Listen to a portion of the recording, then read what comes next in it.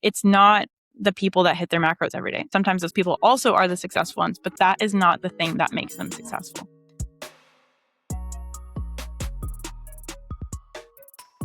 Hello, everybody, and welcome back to another episode of Truth Talks, the podcast that brings you real strategies for sustainable fitness transformation. As always, I'm Courtney, and this is my brother, Paris, and we are two members of a team of amazing humans who are investing in their fitness journeys and self-development every single day. We talked last week about the Team Truth sign that you've got behind you, right? So today we actually want to talk about Team Truth because, we talk a lot about the theories and the strategies, and kind of we pepper in these little anecdotes about what we see from the team when it comes to different topics. And we also have amazing, great client interviews that we've brought people on, and we will continue to bring people on to talk about their individual experiences. But today we want to do something a little different, which is sharing our perspective on the team. So we're putting Team Truth front and center for today's episode. We're going to talk about what our most successful clients and team members actually have in common. Let's do it. Yeah, That's I think awesome. this is good, and it might surprise some people. Our answers. Yeah, this is not a typical fitness success evaluation, right? When we first think about success in fitness, I think our minds go to the people that might have like the most impressive before and afters. That's not what we're here to talk about today. We're here to talk about the traits that people embody that make them successful in a million other ways. And also then typically end up with a very impressive physique transformation as a result. But we're not judging success just by the before and afters or the progress photos. The other thing too is let's just go into this. What is off the table for today? Like, what are we not evaluating people on? I would say we're not judging based on how perfect, quote unquote, somebody is necessarily. All right. And because I think when you say, successful client, it means okay, who's your most dedicated, brings a Tupperware out to every family gathering, that kind of stuff. Right. So I'm excited to kind of unpack a little bit. So I don't think we're going to mean who's the most quote unquote perfect. Absolutely. I think what we can expect from today's episode is a discussion on the character traits. And the character traits that people bring to the table that spills over into success in their fitness journey and our coaching relationship. It's not the people that hit their macros every day. So spoiler alert, it's some of our most successful clients who get the most value from the process are not the ones who hit their macros to the gram every single day. Those people can exist too, and sometimes those people also are the successful ones, but that is not the thing that makes them successful. And so we want to really shed a light on the traits that I think too often get overlooked when we're evaluating success on fitness, and really applaud the team's efforts and all those team members that show up with those traits every single day. And we have a privilege of witnessing. Absolutely. Okay. So what do we mean by success? What is success? What are we talking about? We're talking about successful clients, what they have in common. Yeah. What does success mean? In my mind, success means that you are seeing consistent progress towards whatever your vision is for your fitness journey. Okay. And usually that does align with physique progress at the same time. But also it's not the only measure of success, I would say, because fitness fits in a lot of different areas of your life in different ways, right? So it's how do we complete the puzzle with life and fitness together? Mm-hmm. And obviously that's going to, of course, lead to great results in terms of the physique and everything, but it's so much bigger than that. It's taking the life and completing it with the puzzle piece of fitness together. That's what I define as success. As you're talking, the word that comes to mind is value. I think it's the people who extract value from the process and also let that value, for lack of a better word, infect, spill over, ripple effect into other areas of life. That's true success. It is really that ability to integrate fitness into their lives in a way that has this power where it's constantly giving back to them, whether that's seeing their body composition change and developing a physique that they feel really proud of, or whether that's having the confidence to show up at work and life, whether that's even stress tolerance of I can manage all these things in my life because I've proved to myself I can do hard things. I think the list goes on, but it's really, as you said, it's the ripple effect. The success is in the ability to make fitness the thing that gives back to them in so many different ways. Totally. And I would say that the people that are the most successful in their fitness journey, I would define it by they've used fitness as a way to kind of work on themselves in a way. Because you can't have the awesome transformation side by side and also maintain those results without having done a certain amount of internal work along the way. And I'm always talking about that, how self-development and fitness kind of go really hand Mm-hmm. in hand. So I think the people that are the most successful, I would say, out of our clients are the ones that really have adopted the lifestyle change and have also put in that internal work to just get better and develop as a person along. Yeah, they don't see this as like only about their bodies. Mhm. They see it about who they are and that identity Yeah. component of like, Yes. The okay, I'm identity the shift. identity shift, right? And there's an open-mindedness that's required to be able to do that. Totally.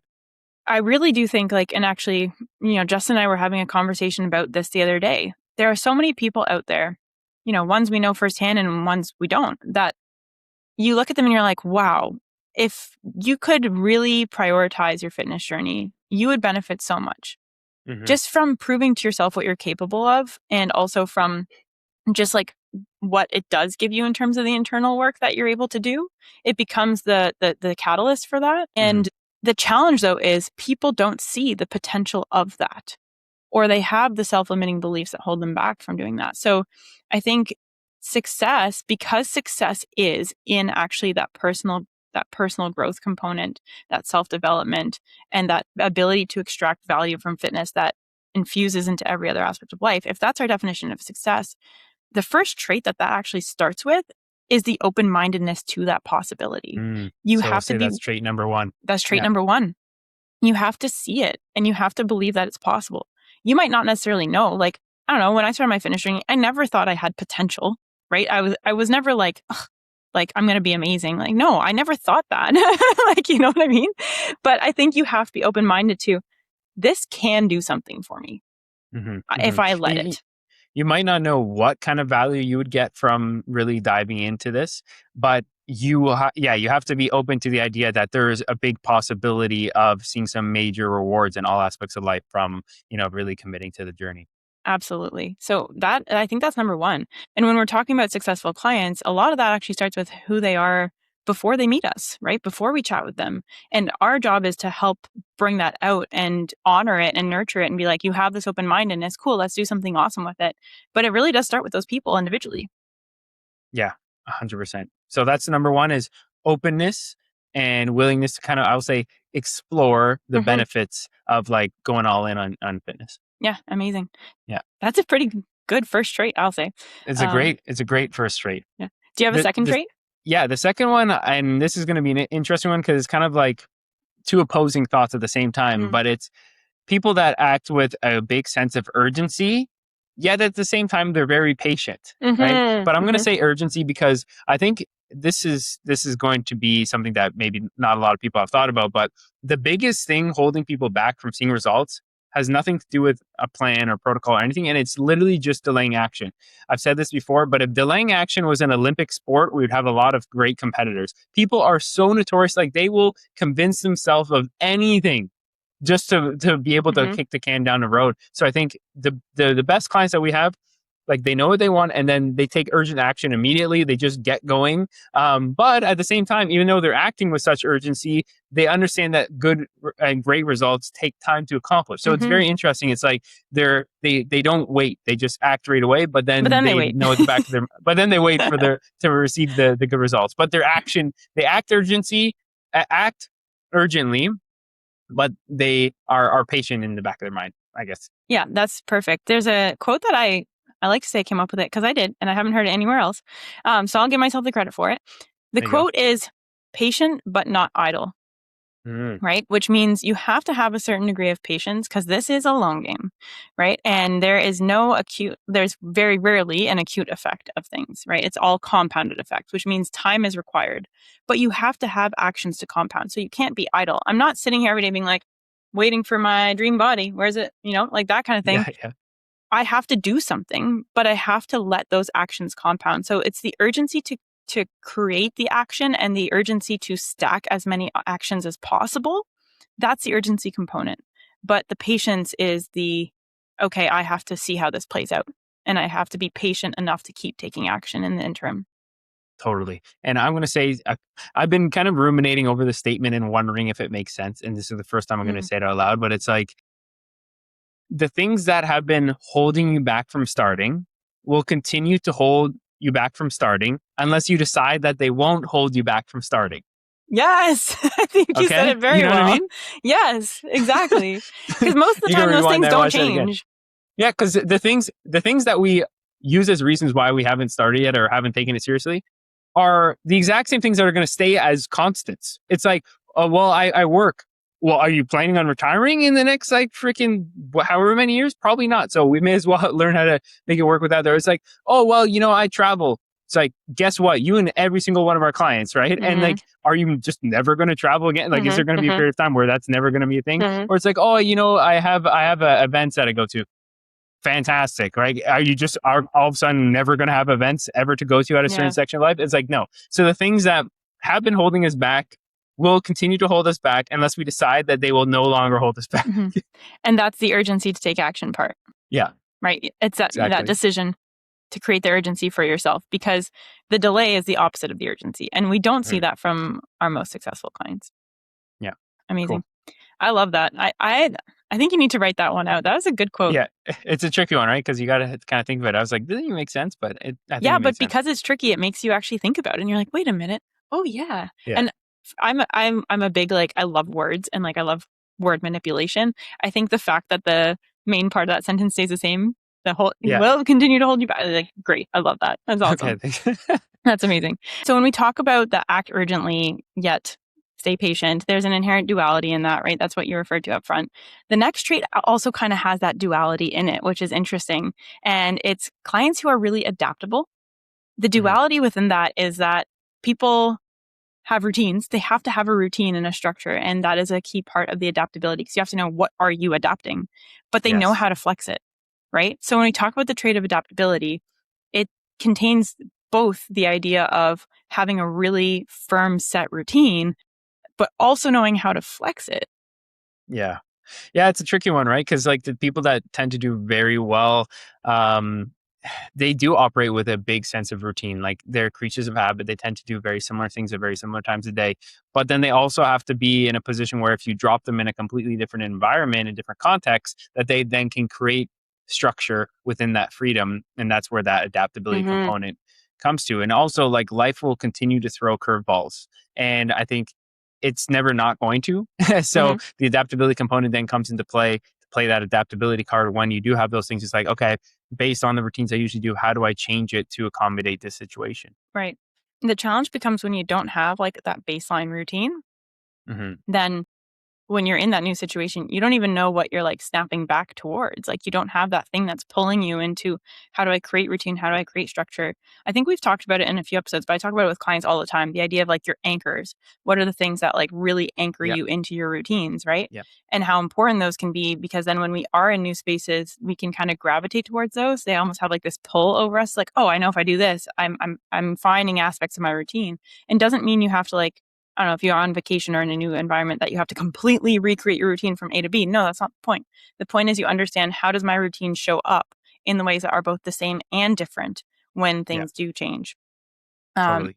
and I think a lot of that is just skill building, right? Absolutely. It's not following a structured plan. Like, nobody has, they don't start their fitness journey. They're like, okay, this is my routine, and this is my exactly adapted, prescribed routine when all these variables and environments change. Yeah. Yeah. Yeah. No, it's just actually building the skills along the way. And again, being open to building the skills of like, okay, how will I adapt, and trying it and seeing what works and seeing what doesn't work. Mm-hmm. It's trial and error.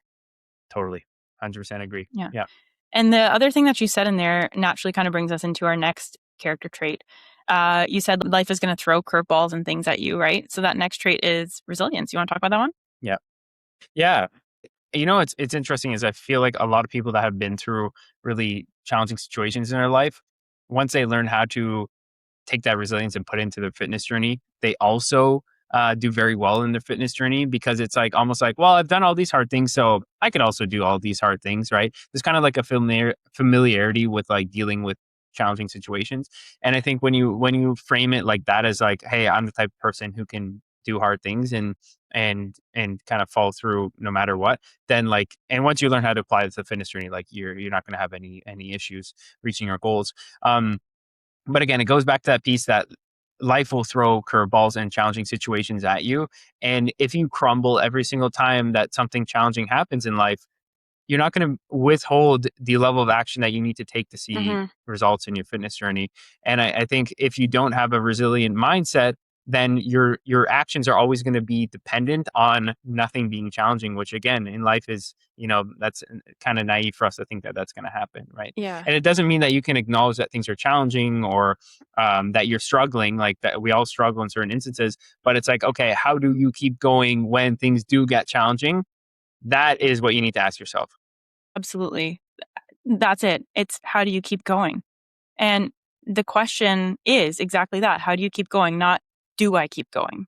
And the Yes. people who have flipped that question in their minds, it's not a matter of, do I keep going or can I keep going? Those aren't the right questions. It's how do I keep going? That's the resilience. And, I can think of several client conversations that I've had where we've had that conversation of like, how do we enable you to keep going? How do we, you know, okay, let's put it this way.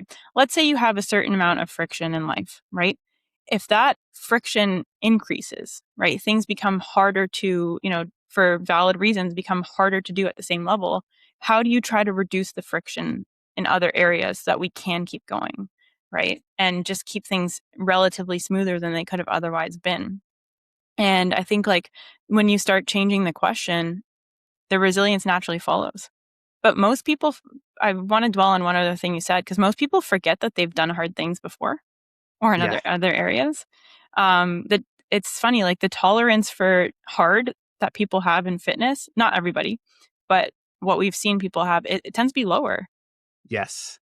Well said. right? Yeah. Like the tolerance for hard is lower for whatever reason. And there's a million reasons that are hyper individualized that could be related to sense of self-efficacy. It could be related to experience in the fitness discipline. It could be related to a million different things, which we could talk about in another episode. But the main thing is like people have this this tolerance for difficulty in other things. Like they'll grind it out at work. They'll have really challenging conversations with their spouse. They will give birth to kids and raise kids, one of the hardest Yeah. things you can do. Ever. And they have this tolerance for hard. And a lot of high performers, especially, have done so many hard things in their lives and been challenged. And they just need to look back. Sometimes it's not always about looking forward. To be resilient, you have to look back. I think we always think, especially when we're using the language around keep going, we're seeing resilience as forward looking. Like, I got to keep going. Resilience is ahead of me. No, resilience is also behind you. It's all the other things that you've done that have already proved you can do hard things. Yeah. Yeah.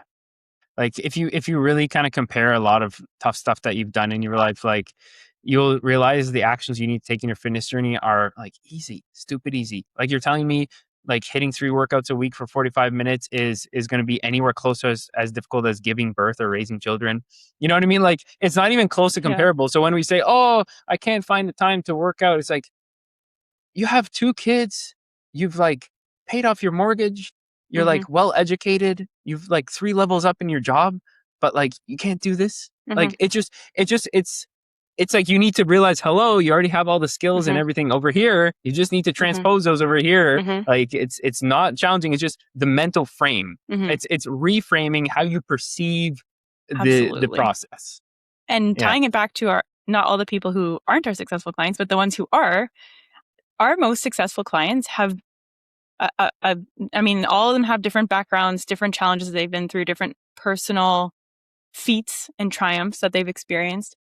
But I can think of several who have gone through things in their lives that I cannot even imagine going through. Like the level of sincere challenges to somebody's life that they have experienced. Those are some of our most successful clients. Sorry, go ahead. Because they kept going. Because they kept going. Yeah. They kept going. So they do have that mindset of, I can do hard things. And when life feels chaotic and hectic and challenging, I've already done it before. They see that resilience. And even some of those who haven't maybe gone through as tough of stuff, they still have that mindset of, how do I keep going? How do I keep going when some of the new tough stuff does come my way? Totally. I could go on more about that, but we'll keep it moving. Sounds good. Okay. So in the interest of trying to find a nice segue here, the resilience was about how do we keep going, right? And to keep going, sometimes that involves a lot of repetition. Yes. So this is going to bring us to our next trait. What are we on? Are we on 4? 1, 2? 3, 4, 5. Is this 5? I don't know. I need I lost somewhere. track. It's all good. But I think the next trait that we're going to talk about is the focus on repetition. And our most successful clients are really comfortable with repetition over constantly chasing novelty. Yes. Well done. Yeah, that's a good one. Yeah. But was that an okay segue? How was that? Minus the me Yeah. forgetting what number we're Yeah. on. But I do want to actually start this conversation with a quote that I heard directly from a client this week. Okay. I was like, this is absolutely perfect. Okay.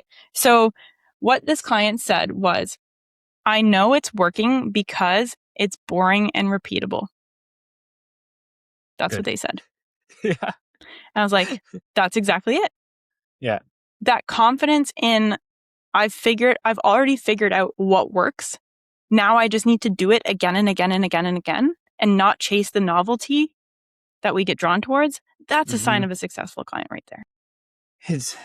I say this a lot, but it's like really falling in love with the boring work and falling in love with the monotony, because that's going to lead to success. And, one of the most famous people in like the business space right now, like Alex Hormozy, you could love him or hate him, but regardless, some of the things he says are very transferable to fitness. And I think because he comes from a fitness background, and he talks a lot about doing the boring work and being okay with that. And he talks about something called like the woman in the red dress, which it's a metaphor essentially. And it's saying like, let's say you were following this workout program and your nutritional strategy, and it's kind of boring, but like you're seeing great results. But then this woman in the red dress walks by who gets your attention, and that could be like some bullshit detox tea or a fancy program or whatever. And you're like, oh, that looks interesting. But you have to ignore the woman in the red dress and keep focusing on, I'll use the analogy like, or the metaphor, like your metaphorical wife instead. Like, hey, you have a great relationship over here and you're fulfilled and this is your life partner, but like,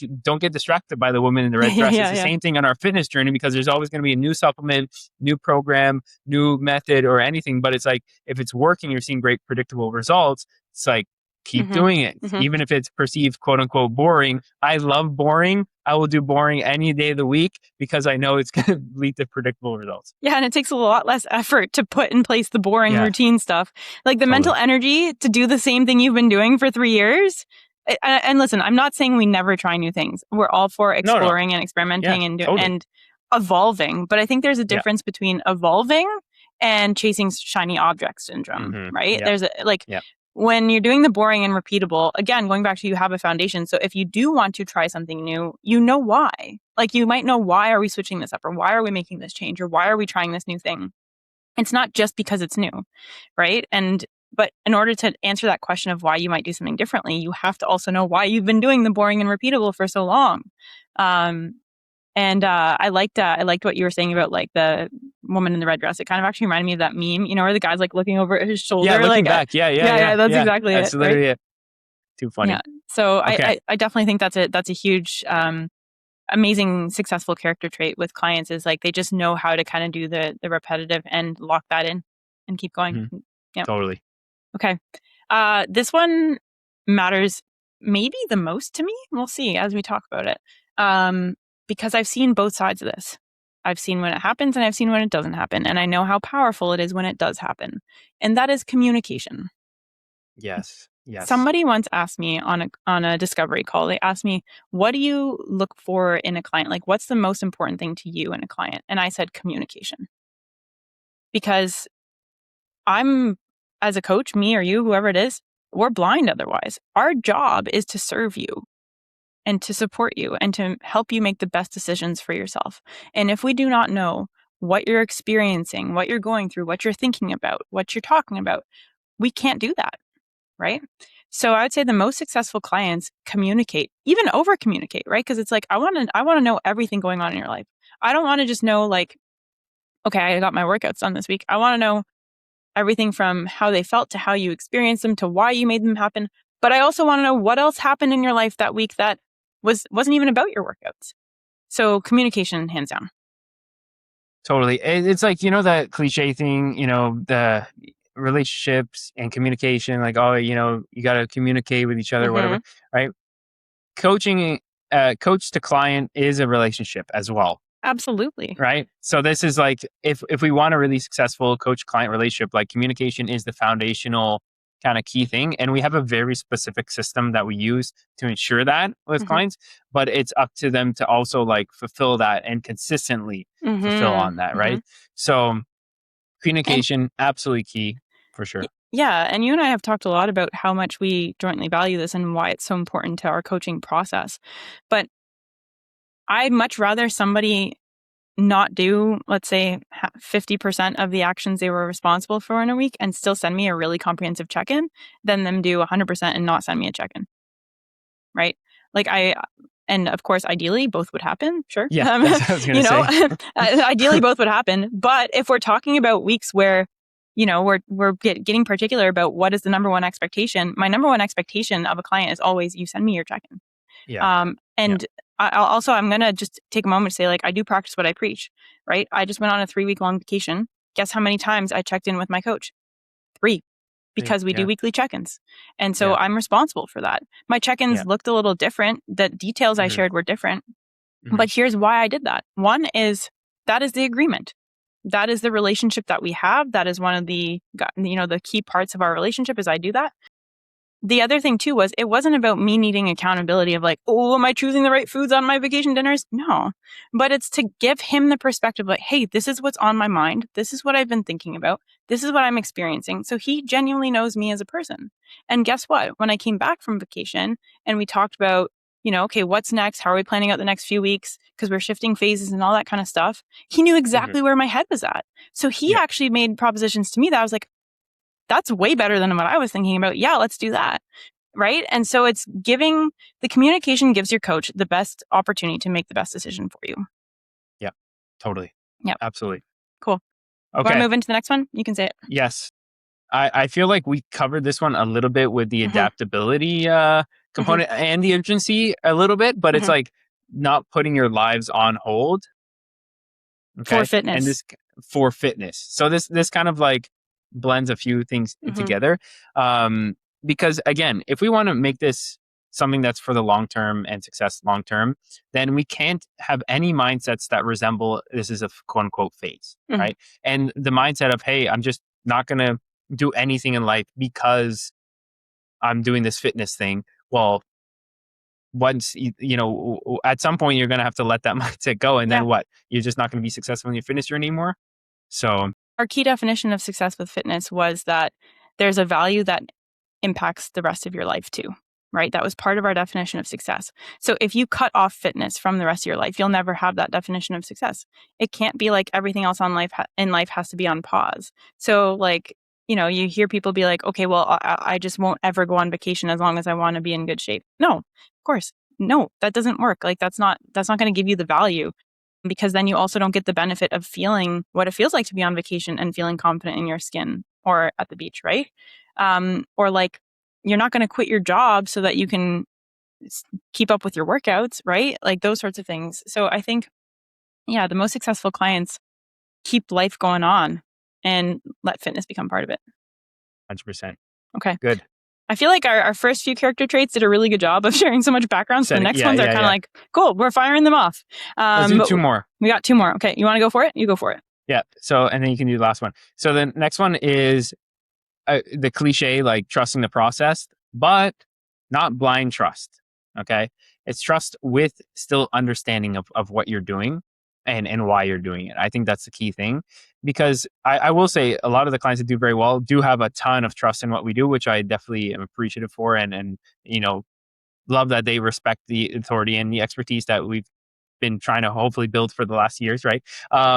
But at the same time, it's not like they're just like, hey, just tell me what to do, I'll do it. I'm never going to ask any questions ever, and I'm never going to give my input or my opinions or anything. It's not like that. It's more like, hey, I trust whatever you're going to say, but here is what is important to me, and here are the questions that I have, and give me your perspectives based on those. Yes. It's a dialogue.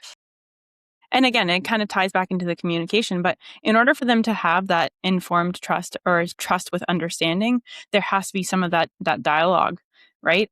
Where like they do ask questions, they seek understanding, because at the end of the day, the understanding is part of what makes it sustainable. Like you keep doing the thing when you know why you're doing it. And also you can be more autonomous with it too, right? Yeah, 100%. Yeah. So I know, I totally agree. I think that's such an important one. It's like, And I will say on the backside of that, if any coach expects you to just trust them and never ask questions, that's a red flag, right? Totally. Like we Totally. welcome the Just questions. trust me, bro mindset. The but just trust me, bro mindset. Like, but again, we want yeah. people to come to the table with a certain level of trust, but Mhm. we also recognize that it does need to be earned through understanding. So ask the Yeah. questions. Yeah. And I will, one more thing on the trust thing, because here's the thing, like I always use this example of like, I don't know much about cars. Okay. So Mhm. if I went to my mechanic and I was like, there's a problem here. Can you tell me, can you help me fix it? I want to get my car up and running. I'm not going to be like, second guessing everything that he's going to be saying Mhm. or think, he's wrong or something, because that is not my field of expertise. When Mhm. you go to an expert who's an expert in their specific domain, it is their job to paint the picture, and they know things that you don't, and they have the understanding that and seeing things that you can't even Yep. see. Yep. So you have to trust what they're saying.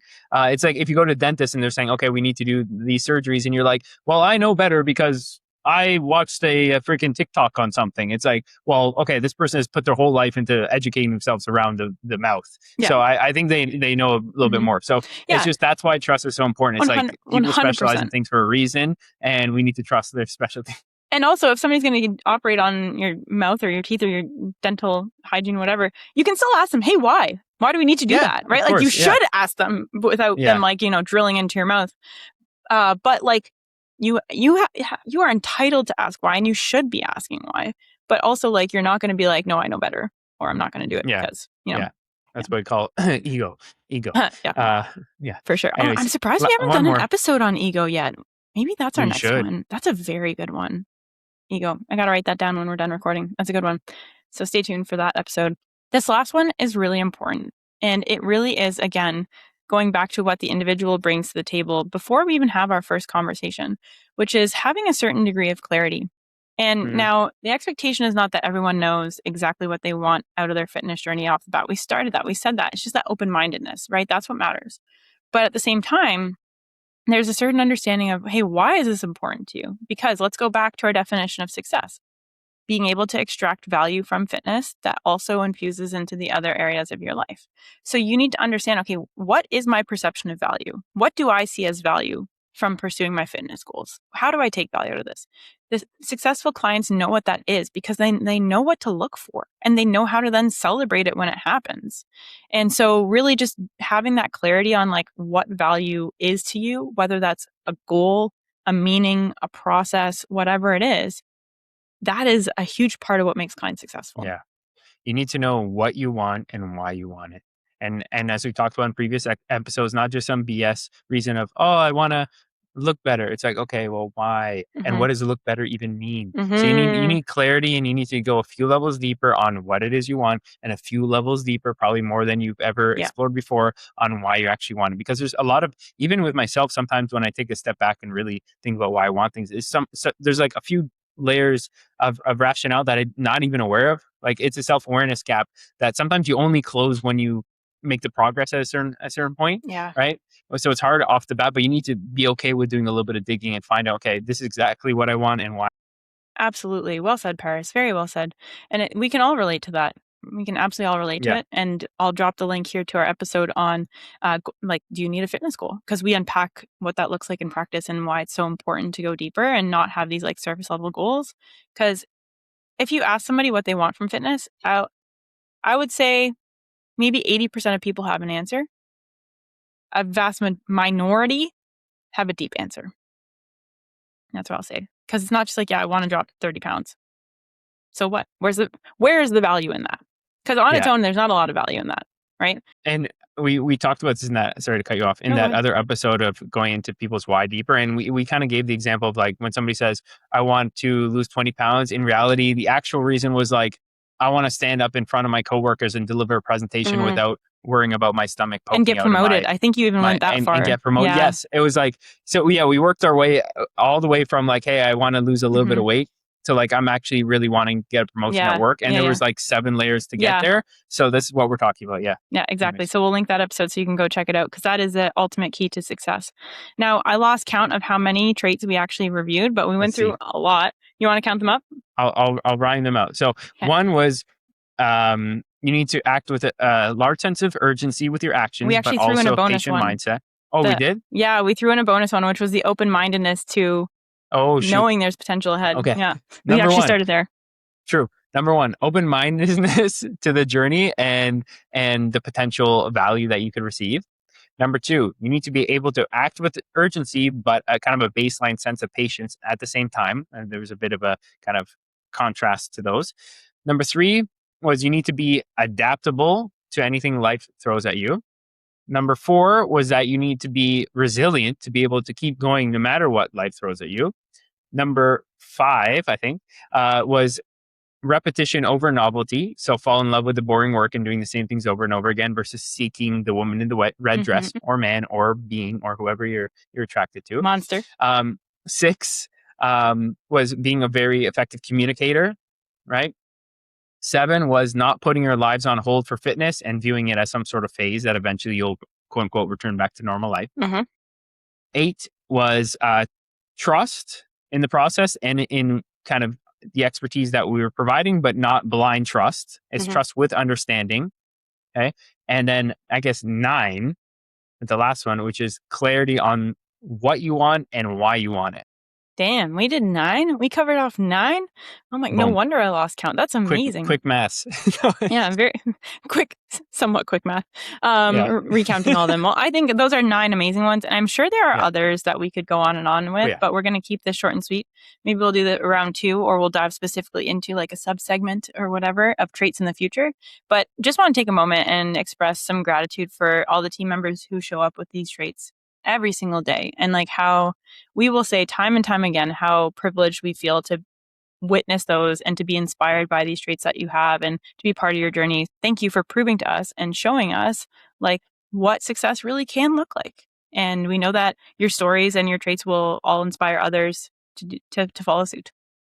Totally. I made a story about this the other day, but like looking at client roster right now that we have, and is like super grateful for like the quality of people that we get to work with every day. And it's a dream. It's awesome. It really is. It really is. So if there's one of these traits that resonates most with you and you're like, oh yeah, that one has a lot of power. Or if there's one we forgot that you think we might consider in a future episode, drop them in the comments below. We'd love to hear your thoughts. And without further ado, we'll leave you for this week, but we'll be back in your feeds with another episode of Truth Talks next Monday. Bye for now.